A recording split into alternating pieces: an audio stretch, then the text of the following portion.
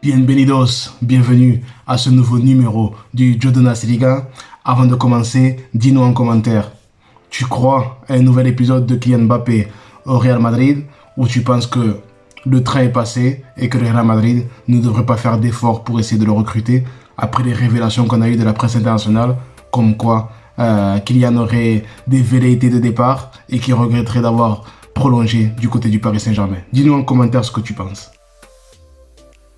On va parler bien sûr du match du Real Madrid ce soir qui se déplaçait du côté du Shakhtar Donetsk en Pologne au vu des conditions politiques. On a vu une première mi-temps assez intéressante même si le Real Madrid a fait une certaine rotation de la part de Carlo Ancelotti avant le Classico. Donc on a vu par exemple Rudiger qui a de la continuité, qui joue pour la deuxième fois de suite titulaire au sein de la défense.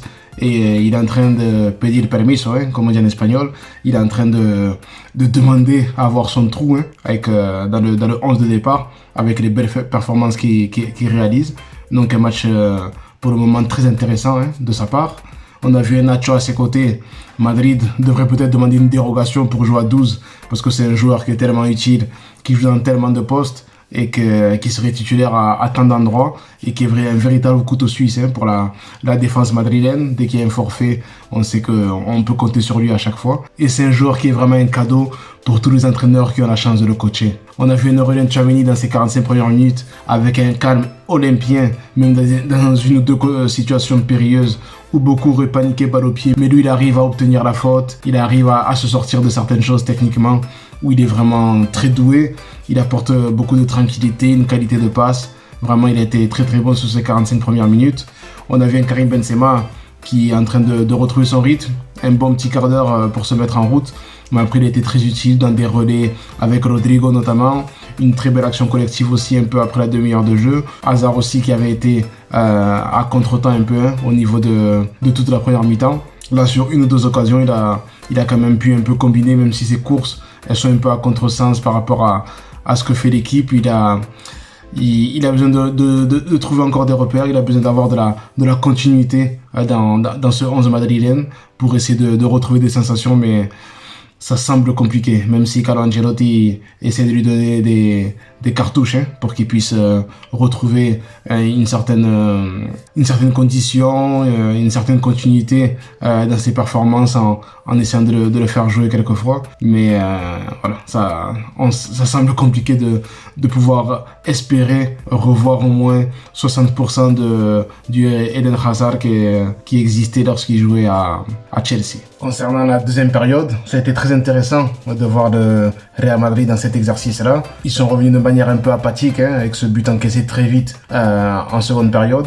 Et Mendy, par exemple, de tout reproche, que ce soit dans son placement ou dans le timing de son saut pour essayer de contrecarrer cette action. Et voilà, Madrid a dû courir après le score toute la seconde période. Ils ont mis un peu de temps à réagir, environ 10 minutes où on a senti qu'il n'y avait pas vraiment de sursaut. Et du coup, Ancelotti a décidé de faire entrer Modric et Vinicius. Ça a apporté un peu plus de percussion, mais derrière, voilà, il a encore fait des changements avec la rentrée d'Alaba, par exemple, sur le côté gauche à la place de Mendy, qui a apporté beaucoup dans la facilité technique qu'il a pour centrer, faire des longs ballons. On a vu un Toni Kroos excellent en première mi-temps, mais encore très très bon sur la seconde. Un match très intéressant où Madrid, voilà, de voir cette configuration avec une défense très basse, des joueurs du Shakhtar très valeureux et qui ont été très bons contre-attaque. Ils ont fait très mal. Heureusement que Lunin était en feu pour sortir quelques ballons et Nacho a empêché cette défaite du Real Madrid au final, où il a eu beaucoup d'interventions clés, 3-4, où vraiment, voilà, à 1 contre 2, il a réussi à contrecarrer l'action du Shakhtar. Il a réussi à faire plusieurs interventions très intéressantes dans la surface, à prendre des risques même, à tacler dans la surface de manière très propre. Nacho ce soir a été très très bon. Voilà, on a vu ce Real Madrid, toujours dans cette optique-là, même quand on sentait c'était peut-être pas le bon jour. On a vu Vinicius être un peu désespéré à certains moments, avec les centres qu'il a essayé, les débordements, ça marchait pas. Benzema, voilà, il manquait toujours un petit temps d'avance ou de retard par rapport aux passeurs. Asensio aussi qui a fait une entrée assez intéressante dans la déstabilisation de la distribution technique qu'il a eu dans le jeu. Asensio était très intéressant ce soir. Et donc il a marqué des points pour être dans cette rotation-là, contrairement à Hazard qui n'a pas été bon ce soir.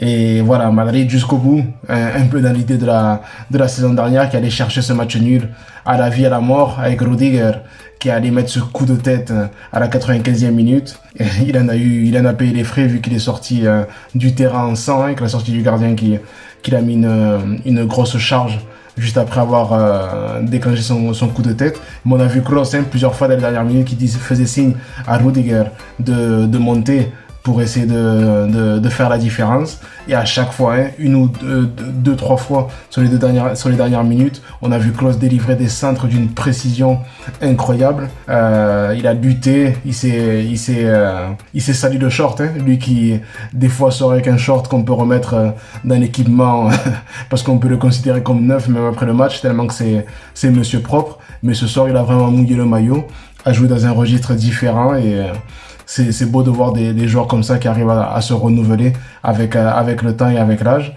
Donc un match, voilà, je pense que Ancelotti va pouvoir en tirer certaines conclusions. C'est bien d'avoir des configurations comme ça. C'était une très très belle opposition de la part du Shakhtar qui a encore ses chances pour sortir de la poule. Et Madrid, ils sont très proches de la qualification, mais il faudra quand même assurer le coup.